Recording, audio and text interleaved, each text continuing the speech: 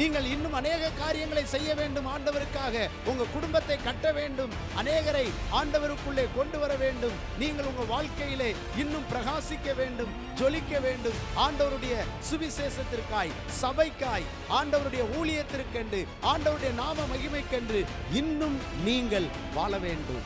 அல்லேலூயா, price Lord. கர்த்தருடைய நாமத்திற்கு மகிமை உண்டாகட்டும்.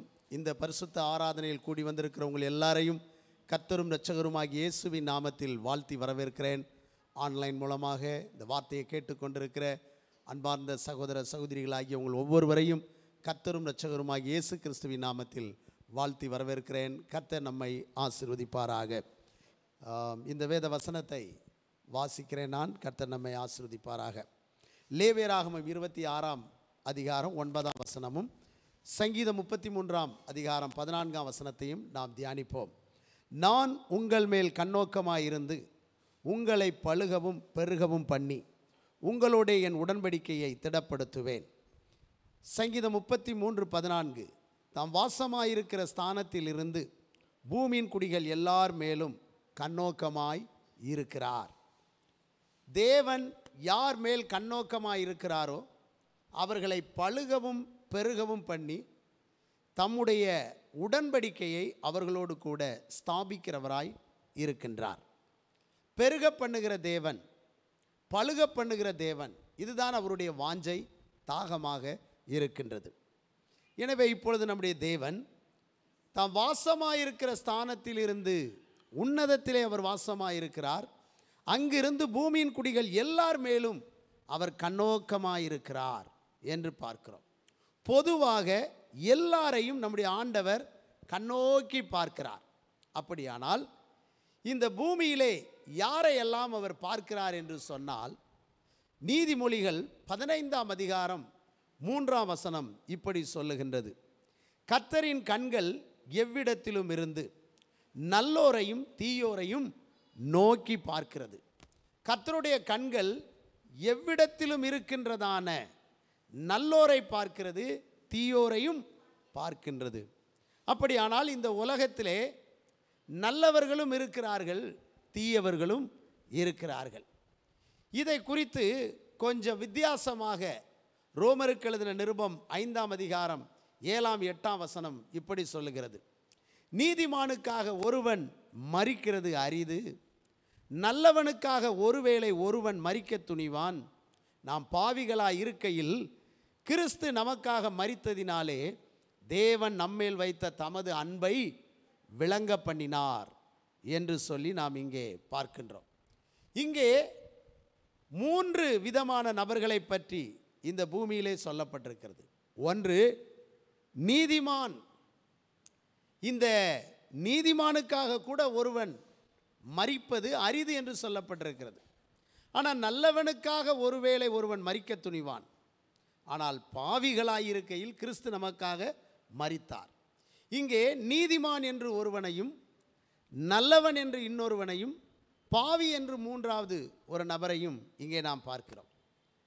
நீதிமான் சுபாவம் எப்படி என்று ஒரு வேத பண்டிதர் சொல்லுகிறார்: எனக்குரியது எனக்கு, உனக்குரியது உனக்கு அப்படின்னு நினைக்கிறவன் நீதிமான்.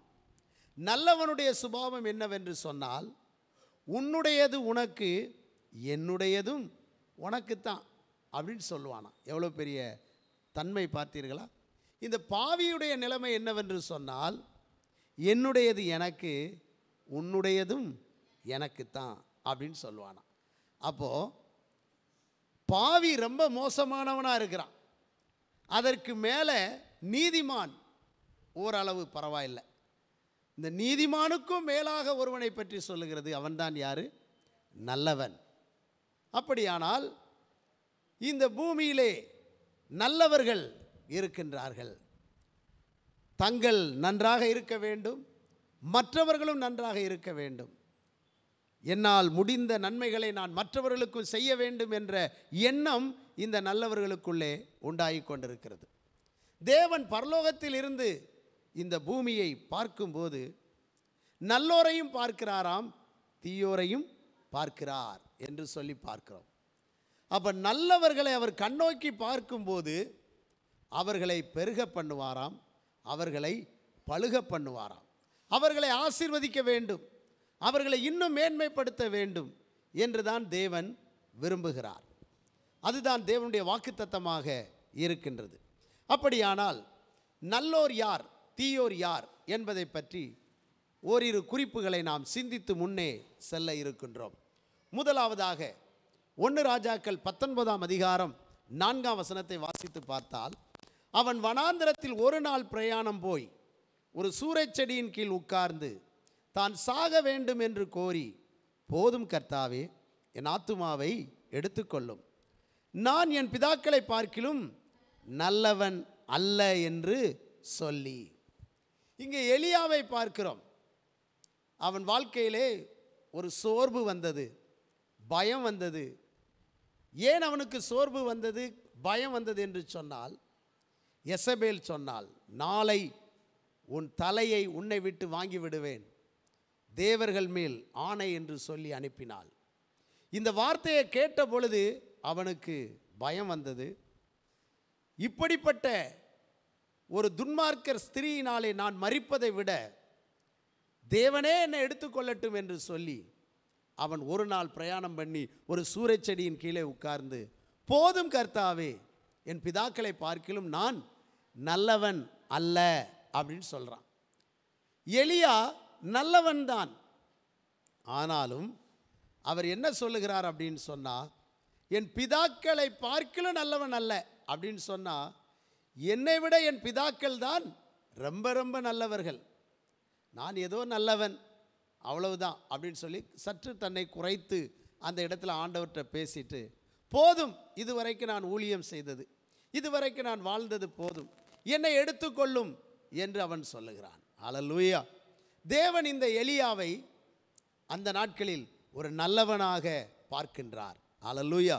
எலியா தனக்காக அவன் வாழவில்லை, அவன் பிறருக்காக வாழ்ந்தான். தேசத்தின் மக்கள் ஆசீர்வதிக்கப்பட வேண்டும், தேசத்தின் ஜனங்கள் கர்த்தரோடு இருக்க வேண்டும், ஜீவனுள்ள தேவனை ஆராதிக்க வேண்டும், ஜீவனுள்ள தேவனை மகிமைப்படுத்த வேண்டும், ஜனங்கள் சமாதானத்தோடு மகிழ்ச்சியோடு ஆசீர்வாதத்தோடு இருக்க வேண்டும் என்பதுதான் அவனுடைய நோக்கமாக இருந்தது.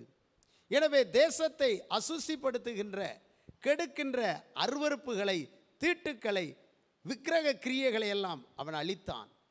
அவன் தேசம் பரிசுத்தமாய் இருக்க வேண்டும், ஜீவனுள்ள தேவனை மகிமைப்படுத்துகிறவர்களாய் ஒவ்வொருவரும் மாற வேண்டும் என்ற தாகம் அவனுக்குள்ளே இருந்தது. ஆனால் நாளை உன்னை கொன்று போடுவேன் என்று ஒரு மிரட்டல் தொனி அவனுக்கு வந்த பொழுது அவன் துக்கத்தோடு கூட காணப்படுகிறதை பார்க்கிறோம்.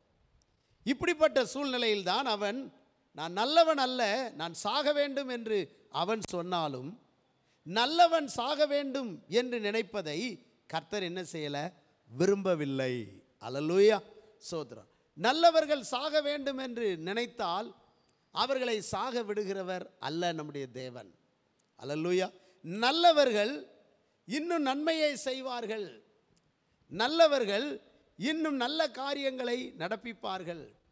எனவே நல்லவர்களுக்கு வாழ்வு கொடுக்க வேண்டும், நல்லவர்களை உற்சாகப்படுத்த வேண்டும் என்று தேவன் எதிர்பார்த்து அவன் எந்த இடத்தில் அப்படி சொல்லி கொண்டிருந்தானோ அங்கேயே தேவன் தம்முடைய தூதர்களை அனுப்பி சூடான அப்பத்தை கொடுத்து, தண்ணீரை கொடுத்து, அவனை தட்டி எழுப்பி, எலியாவே, நீ போக வேண்டிய தூரம் வெகு தூரம் என்று சொல்லி அவனை உற்சாகப்படுத்துகிறார். அப்படியானால் இன்றைக்கு உங்களுடைய வாழ்க்கையில் எத்தனையோ நல்ல காரியங்களை செய்த நீங்கள், ஆண்டவருக்கு பிரயோஜனமாக இருந்த நீங்கள், ஏதோ ஒரு சில துன்பத்தினாலே, ஏதோ ஒரு நிந்தையினாலே, ஏதோ ஒரு அவமானத்தினாலே, ஏதோ ஒரு பிரச்சனையினாலே, போதும் என் வாழ்க்கை, இதோடு என் வாழ்க்கையை முடித்துக் கொள்ளுகிறேன் என்று சொல்லி நீங்கள் துக்கத்தோடோ, நீங்கள் வேதனையோடோ, நீங்கள் பாரத்தோடோ இருக்க வேண்டிய அவசியம் இல்லை. தேவன் உங்களை இன்றைக்கும் தட்டி எழுப்புகிறார். நீ போக வேண்டிய தூரம் அதிகம், நீ இன்னும் பிழைக்க வேண்டும், நீ இன்னும் எனக்கு ஆசீர்வாதமாக இருக்க வேண்டும் என்று தேவன் உங்களை நோக்கி பேசிக்கொண்டிருக்கின்றார். ஹல்லேலூயா. எனவே தேவன் அவன் செல்ல வேண்டிய இடம், அவன் செய்ய வேண்டிய வேலையை எல்லாம் அவனுக்கு காட்டுகிறார். ஹல்லேலூயா, ஸ்தோத்திரம். நீ என்ன செய்ய வேண்டும் என்று சொன்னால், நீ புறஜாதி ராஜ்யத்திலே ஆசகேல் என்று சொல்லக்கூடிய ஒருவனை அபிஷேகம் பண்ணு. புறஜாதி ராஜா ஒருவனை எழுப்ப வேண்டும். இஸ்ரவேலிலே யெகூ என்று சொல்லக்கூடிய ஒரு ராஜாவை நீ எழுப்பணும். உனக்கு பின்னாலே எலிசாவை உன் ஸ்தானத்திலே தீர்க்கதரிசியாக அபிஷேகம் பண்ண வேண்டும் என்று அவனுக்கு நல்ல பொறுப்புகளை கொடுக்கின்றார். நீ ரொம்ப தூரம் போகணும் அப்படின்னு சொல்லி அவனை உற்சாகப்படுத்துகிறார். பிரியமானவர்களே, போதும் என்று சொல்லுகிற நீங்கள் போதும் என்ற நிலையில் உங்களை விடுகிறவர் அல்ல. இனிதான் கர்த்தர் உங்களுக்கு நல்ல பொறுப்புகளை வைத்திருக்கிறார். நீங்கள் இன்னும் அநேக காரியங்களை செய்ய வேண்டும். ஆண்டவருக்காக உங்கள் குடும்பத்தை கட்ட வேண்டும். அநேகரை ஆண்டவருக்குள்ளே கொண்டு வர வேண்டும். நீங்கள் உங்கள் வாழ்க்கையிலே இன்னும் பிரகாசிக்க வேண்டும், ஜொலிக்க வேண்டும். ஆண்டவருடைய சுவிசேஷத்திற்காய், சபைக்காய், ஆண்டவருடைய ஊழியத்திற்கென்று, ஆண்டவருடைய நாம மகிமைக்கென்று இன்னும் நீங்கள் வாழ வேண்டும். அல்லேலூயா. தேவன் உங்களுடைய பிரயாணத்தை இன்னும் இருக்கிறது, நீங்கள் போக வேண்டும் என்று அவர் சொல்லுகின்றார். அது மாத்திரமல்ல, அந்த எலியாவுடைய நீண்ட நாள் எதிர்பார்ப்பையும் நிறைவேற்றி அவன் எதிர்பார்ப்புக்கு மேலும் நடத்துகிறார். அவன் நீண்ட நாள் எதிர்பார்ப்பு என்ன தெரியுமா? ஆண்டவர்கிட்ட, எலியாவே இங்கே உனக்கு என்ன காரியம் அப்படின்னு கேட்டபோது அவன் சொன்னான், நான் ஜீவனுள்ள தேவனாகிய கர்த்தருக்காக வெகு பக்தி வைராக்கியமாக இருந்தேன். இஸ்ரவேலர் பலிபீடங்களை இடித்து போட்டார்கள், உம்முடைய பிரமாணங்களை மீறினார்கள், தீர்க்கதரிசிகளை கொலை செய்தார்கள். நான் ஒருவன் மாத்திரம்தான் இருக்கிறேன், என்னையும் அவர்கள் கொலை செய்ய தேடுகிறார்கள் அப்படின்னு சொல்லி துக்கமாக பேசினான். நான் ஒருவன் தானே இருக்கிறேன், இவ்வளவு வைராக்கியமாக இருந்து, என் வீட்டுக்காக வைராக்கியமாக ஜெபித்து, என் தேசத்துக்காய் வைராக்கியமாக ஜெபித்து, சத்தியத்துக்காய் நான் வாழ்ந்து என்ன பலனை கண்டேன், என்ன ஆசீர்வாதத்தை கண்டேன், ஒரு நன்மையும் இல்லையே அப்படின்னு இன்றைக்கு நீங்கள் கலங்கி நீங்கள் வேதனைப்பட்டு புலம்பிக் கொண்டிருக்கலாம். அந்த எலியாவுக்கு ஆண்டவர் சொன்னார், பாகாலுக்கு முன்பாக முழங்கால் படியிடாத, அவனை முத்தம் செய்யாத 7000 பேரை நான் மீதமாக வைத்திருக்கிறேன். ஹல்லேலூயா. அப்போ ஒரு எலியாவை கர்த்தர், இவன் நல்லவனாயிருந்தபடியினாலே, இவன் சாக வேண்டும் என்று போன பொழுது அவனை சாக விடாமல், அவன் துக்கத்தில் இருந்து அவனை விடுவித்து, அவன் செல்ல வேண்டிய இடம் அதிகம் என்பதை காட்டி, செய்ய வேண்டிய பொறுப்பு அதிகம் என்பதை காட்டி, ஒருவன் தான் இருக்கிறேன் என்று சோர்ந்து போன நேரத்தில், இல்லைப்பா இன்னும் 7000 பேர் இருக்கிறாங்கன்னு சொல்லி ஒரு பெருக்கத்தை, ஒரு பழுகி சிறந்திருக்கிற அனுபவத்தை அவனுக்கு காட்டி நடத்தினது உண்மையானால், அல்லேலூயா, அவருக்காக நாம் வாழ்ந்து கொண்டிருக்கிற நீங்கள் உண்மையாகவே நல்லவர்களாக, நன்மை செய்கிறவர்களாக நீங்கள் இருப்பீர்கள் என்று சொன்னால், நீங்கள் பழுகுவீர்கள். உங்கள் குடும்பம் பழுகும், உங்கள் வருமானம் பழுகும், உங்கள் வேலை பழுகும், உங்களுடைய எல்லா நன்மைகளும் உயர்ந்திருக்கும் என்பதில் சந்தேகமே இல்லை. ஹல்லேலூயா, ஸ்தோத்திரம். இரண்டாவது ஒரு வசனத்தை நாம் வாசிக்கலாம். பிரசங்கி 2ஆம் அதிகாரம் 26ஆம் வசனம். தேவன் தமது பார்வைக்கு நல்லவனாய் இருக்கிறவனுக்கு ஞானத்தையும் அறிவையும் இன்பத்தையும் அளிக்கிறார். பாவம் செய்கிறவனுக்கோ அவர் தமது பார்வைக்கு நல்லவனாயிருக்கிறவன் வசமாய் வைத்துவிட்டு போகும் பொருட்டு சேர்த்து குவிக்கும் தொல்லையை அவர் நியமித்திருக்கிறார். இதுவும் மாயையும் மனதுக்கு சஞ்சலமாய் இருக்கிறது. இங்கே கவனிங்க, நல்லவனுக்கு 3 ஆசீர்வாதங்களை கர்த்தர் கொடுப்பதாக பிரசங்கிங்க கூறுகிறார். ஒரு மனுஷன் நான் நன்றாக இருக்க வேண்டும், பிறரும் நன்றாக இருக்க வேண்டும், என் ஆசீர்வாதம் கூட பிறருக்கு வேண்டும் என்று நினைக்கிறவன் தான் நல்லவன். நான் பிறருக்கு பிரயோஜனமாக இருக்க வேண்டும் என்று எண்ணுகிறவன் தான் நல்லவன். அவனுக்கு 3 ஆசீர்வாதம் கிடைக்கிறது என்று சொல்லுகிறார். 1, ஞானத்தை கொடுக்கிறார், அறிவை கொடுக்கிறார், இன்பத்தை கொடுக்கிறார். அல்லேலூயா. அப்போ நல்லவனுக்கு எப்பொழுதுமே தேவனிடத்தில் இருந்து நல்ல ஆசீர்வாதங்கள் இறங்கி வருகிறது. இந்த உலகத்தில் எப்படி நடக்கணும், எப்படி வாழ்க்கையில் நம்ம போகணும், குடும்பத்தை எப்படி கட்டணும், ஊழியத்தை எப்படி கட்டணும், அல்லேலூயா, அதற்கான ஞானம் அறிவை தருகிறார். தேவனுடைய சமூகத்தில் அவருடைய வலது பார்சத்தில் இருக்கிற நித்திய பேரின்பம், என் வீட்டில், என் ஜெப வீட்டில் அவர்களை மகிழ பண்ணுவேன் என்று சொன்னாரே, அந்த மகிழ்ச்சி, அவரை தியானிக்கும் தியானம் இனிதாக இருக்கும் என்று சொன்னாரே, சேனைகளின் கர்த்தாவே உம்முடைய வாசஸ்தலங்கள் எவ்வளவு இன்பமானவைகள் என்று சொன்னாரே. இப்படிப்பட்ட இன்பங்கள், இப்படிப்பட்டதான சந்தோஷமான நிகழ்வுகளை, ஆசீர்வாதங்களை தேவன் இந்த நல்லவனுக்கு கொடுக்கிறார். அல்லேலூயா. அது மட்டுமல்ல, நாம் நல்லவர்களாக இருக்கும்போது நினைச்சிராத ஆசீர்வாதங்கள் எல்லாம் நமக்கு வரும். நல்லவன் பாவிகளுக்கு ஒரு வேலையை கொடுக்கிறார். பாவிகளுக்கு அவர்கள் ஓடி ஓடி உழைக்க வைப்பார். பாவிகளை சம்பாதிக்க வைப்பார். அல்லேலூயா. நாமளும் சம்பாதிக்கணும், உழைக்கணும். ஆனால் இந்த பொல்லாதவர்கள், பாவிகள், பாவம் செய்கிறவர்கள் நல்லா சேர்த்து குவிப்பாங்களாம். குவிச்சிட்டு அவங்களால என்ன செய்ய முடியாது? அனுபவிக்க முடியாது. பொல்லாதவர்களால் அனுபவிக்க முடியாது. அவர்கள் சந்ததிகள் கூட அனுபவிக்க முடியாது. ஆனால் சேர்த்து குவிக்கும் தொல்லையை அவர்களுக்கு நியமிச்சிருக்கிறாராம். அல்லேலூயா. இதை நல்லவனுக்காக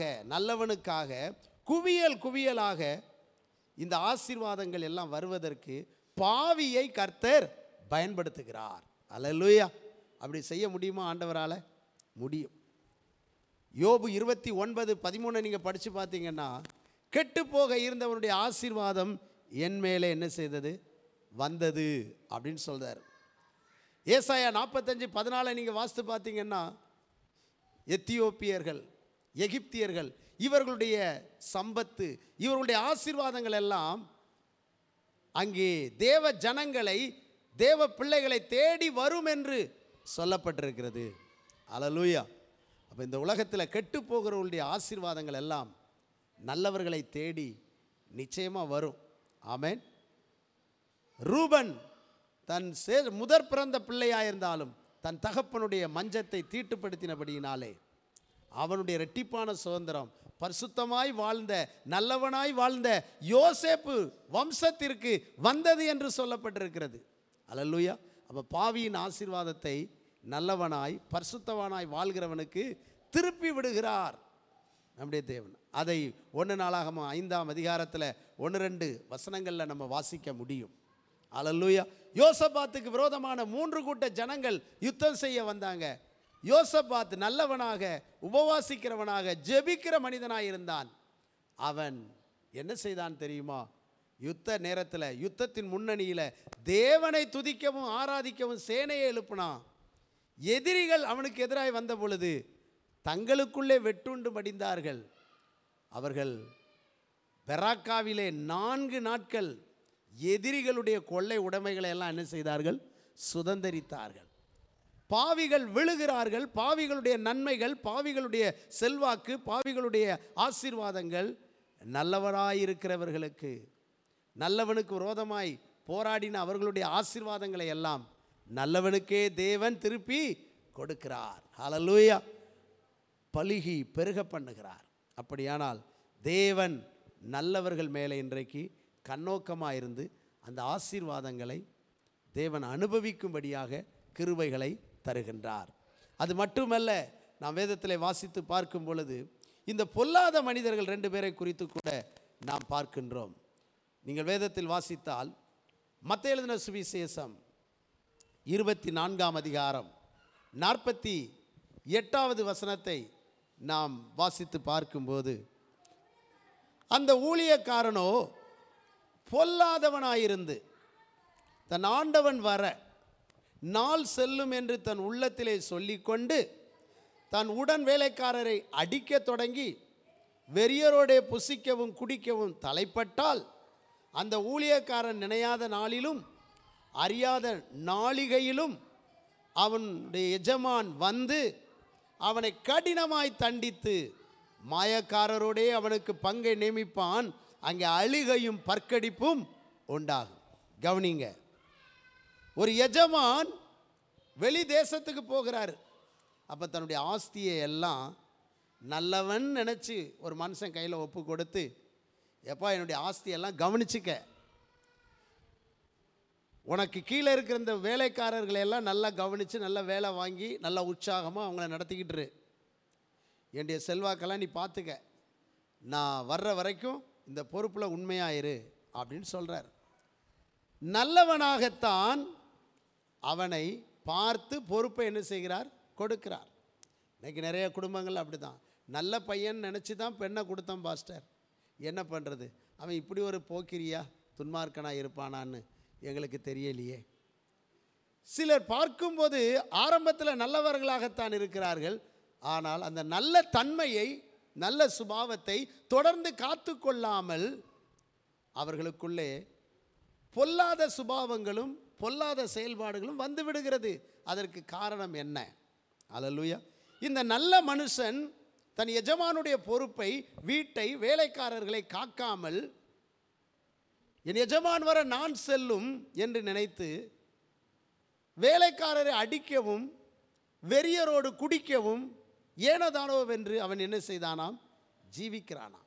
இப்போ இப்படிப்பட்ட மனிதன் யாரு? பொல்லாதவர்கள். இந்த பொல்லாதவர்களையும் தேவன் என்ன செய்கின்றார்? பார்க்கிறார். இந்த மனுஷனை பார்க்கும்போது 3 காரியத்தை பார்க்குறோம். நம்பர் 1, காலத்தை அலட்சியம் செய்கிறான், காலத்தை பிரயோஜனப்படுத்தலை. என் எஜமான் வர என்ன செய்யும்? நாட்கள் செல்லும், நாள் செல்லும், அவர் இப்போ வரமாட்டார். இன்றைக்கி நிறைய பேர் நமக்கு நேரம் இன்னும் இருக்குது, நாளைக்கு செஞ்சுக்கலாம் அப்படின்ட்டு நேரத்தை தள்ளி போடும்போது நம்ம செய்ய வேண்டிய வேலையை அந்த நேரத்தில் செய்யாமல் நாளைக்கு செய்யலாம், அடுத்த நாள் செய்யலாம், இப்போ என்ன அவசரம் அப்படிலாம் நம்ம அந்தந்த நேரத்தில் செய்ய வேண்டியதை செய்யாததினாலே, அந்த நாட்களை அலட்சியம் பண்ணுவதினாலே நம்முடைய வாழ்க்கை ஒரு பின்மாற்றத்துக்குள்ளே போகுது.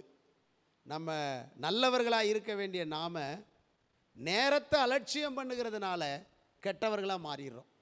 ஏசா சேஷ்டபுத்திர பாகத்தை அலட்சியம் பண்ணதுனால கெட்டவனாக போயிட்டான், பொல்லாதவனாக மாறிட்டான். இன்றைக்கு நாட்கள் பொல்லாதவைகளானதால் காலத்தை பிரயோஜனப்படுத்தி கொள்ளுங்கள் என்று வசனம் சொல்லுது. காலத்தை நிறைய பேர் பிரயோஜனப்படுத்தலை.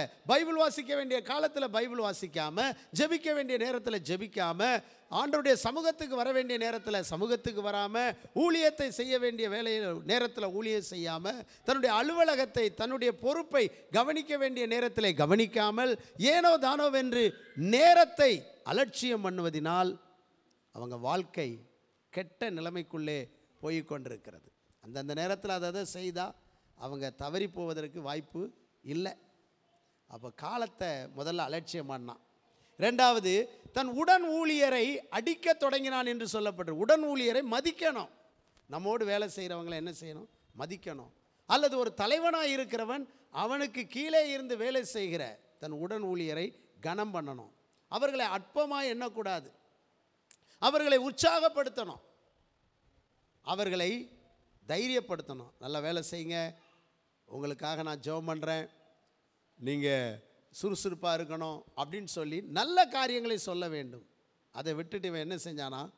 அடிக்க தொடங்கினான் அப்படின்னு சொல்லப்பட்டிருக்கிறது. உடன் ஊழியர்களை வெறுப்பது, கசந்து கொள்ளுவது, நம்மோடு கூட சேவையிலே இருப்பவர்களை, நம்மோடு ஆராதிப்பவர்களை கசந்து கொள்ளக்கூடாது, வெறுக்கக்கூடாது. அல்லேலூயா. இப்படிப்பட்ட ஒரு சுபாவம் வரும்போது நல்லவர்களாக இருக்கிறவர்கள் கூட சில நாட்களில் அவங்க என்ன ஆயிடுறாங்க? கெட்டவர்களாய் மாறுவதற்கு வாய்ப்பு இருக்கிறது. 3வது பார்த்தீங்கன்னு சொன்னால், இவ்வளவு நல்ல பொறுப்பை கொடுத்த அந்த எஜமானனை மறந்து, நல்ல பொறுப்பை மறந்து இவன் வெறியரோடு ஐக்கியப்பட்டான். குடிக்கிறது, களியாட்டம் பண்ணுகிறது. ஆகையினால அந்த எஜமான் பார்ப்பாரா? இதை நிச்சயமாக கவனிப்பார். நம்முடைய தேவன் வேதம் சொல்லுது பாருங்க, அதைத்தான் நம்ம வாசித்தோம்.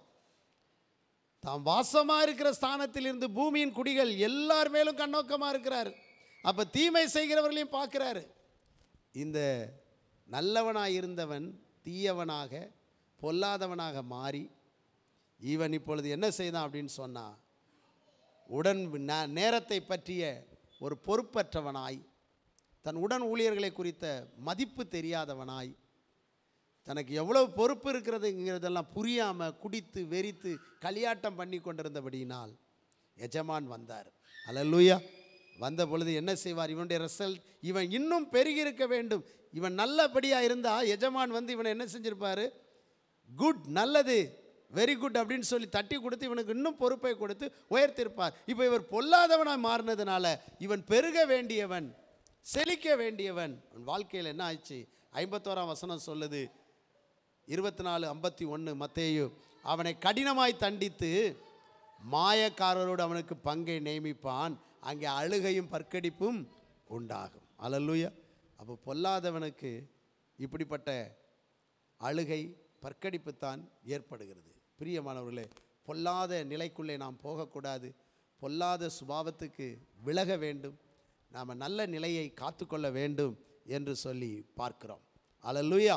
இரண்டாவது ஒரு மனிதனை பார்க்கின்றோம். அதே மத்தேயு எழுதின சுவிசேஷம் 25ஆம் அதிகாரம் 26ஆம் வசனம் இப்படி சொல்லுகிறது. அவனுடைய எஜமான் பிரதியுத்தரமாக, பொல்லாதவனும் சோம்பலுமான ஊழியக்காரனே, நான் விதைக்காத இடத்தில் அறுக்கிறவன் என்றும் தெளிக்காத இடத்தில் சேர்க்கிறவன் என்றும் அறிந்திருந்தாயே. அதற்கு அடுத்து வாசிங்க. அப்படியானால் நீ என் பணத்தை காசுக்காரர் வசத்தில் போட்டு வைக்க வேண்டியதென்று போட்டு வைக்க வேண்டியது தானே. அப்பொழுது நான் வந்து என்னுடையதை வட்டியோடு நான் என்ன செய்வேன், வாங்கி கொள்ளுவேன் என்று சொன்னார்.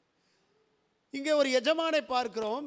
தனக்கு கீழே 3 பணியாளர்கள், 3 வேலைக்காரங்களை பார்த்தார். 3 பேருமே நல்லவர்கள் தான். நம்ம இப்போ சொன்ன மாதிரி ஒருத்தன்ட்ட 5 தாளந்து கொடுத்தாரு, ஒருத்தன்ட்ட 2 தாளந்து கொடுத்தாரு, ஒருத்தன்ட்ட 1 தாளந்து. அவனவன் திறமைக்கு தக்க கொடுத்தார். எல்லாருமே 5 வாங்கினவன் 10 ஆக்கினான், 2 வாங்கினவன் 4 ஆக்கினான். இந்த 1 பெற்றவன் 2ஆக அவன் என்ன செய்யணும், மாற்றணும். அல்லேலூயா.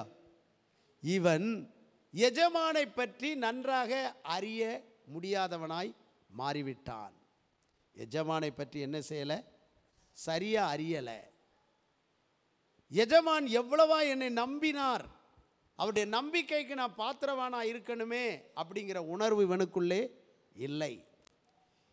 எப்பொழுது நம்மை நம்பி ஒருவர் ஒரு பொறுப்பை கொடுக்கும்போது அந்த நபருக்கு உண்மையாக இருந்து செயல்படுகிறவர்கள் தான் நல்லவர்கள். அந்த எஜமானனை சரியாக புரிஞ்சு கொள்ளாமல், அந்த எஜமானை பற்றி தப்பு கணக்கு போட்டு நமக்கு பொறுப்பு கொடுத்தவர்களை தவறாக நினைத்து கொண்டிருந்தால் நம்ம வாழ்க்கை எப்படி ஆயிரும், பொல்லாத நிலைமைக்குள்ளே, தீய நிலைமைக்குள்ளே கடந்து போயிடுவோம். இப்போ இந்த தாளந்தை பெற்றவன் அதை 2ஆக மாற்றாமல் அதை ஒரு சேலையில் சுற்றி குழியை தோண்டி மண்ணுக்குள்ளே என்ன செஞ்சிட்டான், புதைச்சி வச்சிட்டான். எஜமான் 10 வருஷமோ 20 வருஷமோ கழித்து வர்றாரு. அந்த எங்கப்பா உன்ட்ட கொடுத்தது அப்படிங்கிறாரு. 1 ஒன்றாகத்தான் என்ன செஞ்சுருக்கிறான், வச்சிருக்கிறான். தேவன் நமக்கு தந்த தாளந்துகள், செல்வங்கள், இவைகளை எல்லாம் பெருக பண்ண வேண்டும். இன்றைக்கி பாருங்கள், ஒரு நாளைக்கு நீங்கள் 50 ரூபா சேர்த்து வச்சிங்கன்னு சொன்னால், அதனால தான் அவர் சொன்னார், ஏன் நீ சோம்பேறியாக இருந்த, அந்த செல்வத்தை, அந்த ஒரு ஆசீர்வாதத்தை நீ வட்டி கடையில் கொண்டு போட்டால் கூட அது என்ன செஞ்சுருக்கும், பெருகிருக்குமே, நான் வட்டியோடு வந்து பெற்றுக்கொள்வேனே அப்படின்னு சொல்கிறார். இன்றைக்கி ஒரு நாளைக்கு சரியான இடத்துல 50 ரூபாயை நீங்கள் தினமும் சேர்த்து வச்சா 30 வருஷம் கழித்து பார்த்தீங்கன்னா அந்த 50 ரூபா, டெய்லி 50 ரூபாய் சேர்த்துக்கிட்டே இருந்தால் 30 வருஷம் வரும்போது 5 கோடியாக மாறிடும். எத்தனை வருஷம் வரும்போது? 30 வருஷம். எவ்வளவு தான் நீங்கள் சேர்த்துருக்கிறீங்க? 50 ரூபா தினமும் சேர்த்துக்கிட்டே இருந்தால் 30 வருஷம் கழித்து அது எவ்வளவா மாறிடும்? 5 கோடியாக மாறிடும். அந்த 50 ரூபாயை நீங்கள் ஒரு சேலையில் கட்டி நல்ல மண்ணுக்குள்ளே போட்டு புதைச்சி வச்சிட்டிங்கன்னா 30 வருஷம் கழித்து பார்த்தா அந்த 50 ரூபா எப்படி இருக்கும்? அன்னைக்கு செல்லாமல் கூட போயிடும். அல்லேலூயா. அந்த இன்னொரு 30 வருஷம் வரும்போது இந்த 50 ரூபாயே செல்லாமல் வேறு காசு கூட மாறினாலும் மாறிடலாம். அப்போ இந்த 50-30 வருஷம் ஆனாலும் அது எப்படி தான் இருக்கும்? அப்படியே தான் இருக்கும். அப்போது அதை சரியான இடத்துல கொண்டு போட்டு அதை பெருக பண்ணணும். அப்போ அப்படி செய்யாதபடிக்கு இவன் சோம்பலாக இருந்தான், இவன் ஏனோ தானோ வென்று இருந்தான். இவனை ஆண்டவர் பார்த்தபோது இவனை வாழ்த்தி ஆசீர்வதிக்கலை. இவனை என்ன செஞ்சார் தெரியுமா? பொல்லாதவனும் சோம்பலுமான ஊழியக்காரனே, நான் விதைக்காத இடத்தில் அறுக்கிறவர் என்றும் தெளிக்காத இடத்தில் சேர்க்கிறவர் என்று என்னை அறிந்திருந்தாயே, என் காசை நீ வட்டி கடையில் போட்டிருந்தா கூட, காசு கடையில் போட்டிருந்தா கூட வட்டியோடு திருப்பிக் கொள்வேனே. ஆகையினாலே இந்த கெட்டவனை, இந்த பொல்லாதவனை, இந்த தீயவனை கையும் காலையும் கட்டி பால் கடிப்பு, பற்கடிப்பு உள்ள இடத்துல கொண்டு போய் என்ன செய்யுங்க? போடுங்க அப்படின்னு சொன்னார். பிரியமானவர்களே, இன்றைக்கு நாம் எப்படி இருக்கிறோம்? நல்லவர்களாக இருக்கிறோமா, பொல்லாதவர்களாக இருக்கிறோமா? தேவனுடைய கண்கள் அங்கிருந்து நம்மை பார்த்து கொண்டே இருக்கிறது. தேவன் நம்மேல கண்ணோக்கமாக இருக்கிறார். ஏன் தெரியுமா? நாம் பழுகவும் பெருகவும் செய்வேன், நான் உங்கள் மேல் கண்ணோக்கமாக இருந்து உங்களை பழுகவும் பெருகவும் பண்ணுவேன்னு சொன்னார். அப்படியானால் நம்முடைய தேவன் இந்த பூமியில் உன்னதமான இடத்துல இருந்து கண்ணோக்கி பார்க்கிறார். இந்த பூமியில் நல்லோரையும் பார்க்கிறார், தீயோரையும் பார்க்கிறார். நாம் எந்த நிலைமையில் இருக்கிறோம்? நல்லோர் என்ற லிஸ்ட்டில் இருக்கிறோமா, அல்லது தீயவர்கள் என்ற லிஸ்ட்டில் இருக்கிறோமா? நல்லவனாயிருந்த எலியா மடிந்து போகணும்னு நினச்ச போது கூட அவனை மடிந்து போக விடாமல், நீ இன்னும் போகணும், நீ இன்னும் ஊழியம் செய்யணும் அப்படின்னு சொல்லி அவனை உற்சாகப்படுத்தினார். அல்லேலூயா. ரெண்டாவது நாம் நல்லவர்களாக இருந்தால் நமக்கு இன்பத்தை, ஞானத்தை, அறிவை தருவார். அது மட்டுமல்ல, பொல்லாதவராய் பாவம் செய்கிற மனிதனை கொண்டு செல்வத்தை சேர்க்க வைத்து அவன் குவியல் குவியலாய் சேர்க்கிற செல்வம் எல்லாம் நல்லவனாயிருக்கிறவனுடைய வசத்துக்கு திருப்புவார், பலுகி பெருக பண்ணுவார். இந்த அனுபவம் நமக்கு வேண்டும். அல்லேலூயா. ஆனால் பொல்லாதவர்களாய் நடந்து கொண்டிருந்த மனுஷன் பொறுப்பை உணராமல் காலத்தை அலட்சியம் பண்ணி வெறியோரோடு குடியரோடு சேர்ந்து அவன் கெட்டு போனான். அவனும் அழுகையும் பற்கடிப்புமான இடத்துக்கு போனான். ஒரு தாளந்தை பெற்றவன் ரெண்டா ஆக்காம, எஜமான சரியாக புரிஞ்சு கொள்ளாமல், அதை பெருக பண்ணாமல், விருத்தி அடைய செய்யாமல் ஏனதானன்னு இருந்துட்டான். இன்றைக்கி உங்களுக்கு ஆவிக்குரிய நிலைமையில் பாடுகிற தாளந்து கொடுத்துருக்கலாம், ஜெபிக்கிற தாளந்து கொடுத்துருக்கலாம், ஊழியம் செய்கிற தாளந்து கொடுக்கலாம். அந்த ஒரு தாளந்தாக இருந்தாலும் அதை மூடி மறைச்சி பயன்படுத்தாமல் ஒழிச்சு வைக்கக்கூடாது. அல்லது உங்களுக்கு ஊழியத்தை தாங்குவதற்கு கொடுக்கிற தாளந்தை கொடுத்துருக்கலாம். அதை நீங்கள் செயல்படுத்தி கொண்டே இருக்கும்போது தான் நீங்கள் பெருகி கொண்டே இருப்பீர்களே தவிர, அல்லேலூயா, செயல்படுத்தாமல் இருந்தால் எந்த தாளந்தானாலும் கிருபையானாலும் எந்த ஆசீர்வாதங்கள் ஆனாலும் அதை செயல்படுத்த முற்படுங்கள், காலத்தை பயன்படுத்துங்கள், நிச்சயமாக உங்களை ஆசீர்வதிப்பார். அல்லேலூயா. எனவே நாம் நல்லோரையும் தீயோரையும் பார்க்கிற தேவனுடைய கண்களுக்கு முன்பாக இருக்கிறோம். நாம் பலுகி பெருக வேண்டும் என்று சொன்னால் நல்லவர்களாக, நன்மை செய்கிறவர்களாக காணப்படுவோம். தீமை வேண்டாம், பொல்லாத சுபாவம் வேண்டாம், அதற்கு விலகுவோம். கர்த்தர் நம்மை ஆசீர்வதித்து பலப்படுத்துவாராக. ஆமேன். ஜெபிப்போம். அன்பின் பரலோக பிதாவே, ஆசீர்வதிக்கப்பட்ட இந்த நல்ல வேலைக்காய் நன்றி. இந்த ஜெபத்தில் வந்த சிஸ்டர்ஸ், பிரதர்ஸ், ஆண்டவர் இந்த வார்த்தைகளை கேட்டுக்கொண்டிருக்கிற எல்லா சகோதர சகோதரிகளையும் ஆசீர்வதியும், நன்மையால் நிரப்பும், பெரிய காரியங்களை செய்யும். ஆண்டவரே, இந்த ராக்காலத்தில் தங்கியிரும். இந்த வாரம் முழுவதும் நம்முடைய பிள்ளைகள் வேலைக்கு போகும்போது, வரும்போது, ஸ்கூலுக்கு, பள்ளிக்கு, கல்லூரிக்கு போகும்போது, தங்கள் கம்பெனியை திறக்கும்போது, தங்களுடைய ஆட்டோ வாகனங்களை ஓட்டும்போது, தங்களுடைய தொழில் கூடங்களுக்கு போகும்போது, தங்களுடைய அலுவலகத்துக்கு போகும்போது, ஆண்டவரே, எந்த டியூட்டியை போய் செஞ்சாலும் பாதுகாப்பு இருக்கட்டும், நன்மை இருக்கட்டும், ஆசீர்வாதம் இருக்கட்டும். தொடர்ந்து பெரிய காரியங்களை செய்யும், காத்துக்கொள்ளும், கரம்பிடியும் நடத்தும், சமாதானம் தாரும். மீட்பெரும் இரட்சகருமாகிய இயேசுவின் இன்ப நாமத்தில் வேண்டிக் கொள்கிறோம் எங்கள் ஜீவனுள்ள நல்ல பிதாவே. என் ஆத்துமாவே கர்த்தரை ஸ்தோத்திரி, முழுள்ளமே அவர் நாமத்தை ஸ்தோத்திரி. ஆத்துமாவே கர்த்தரை ஸ்தோத்திரி, அவர் செய்த சகல உபகாரங்களை மறவாதே.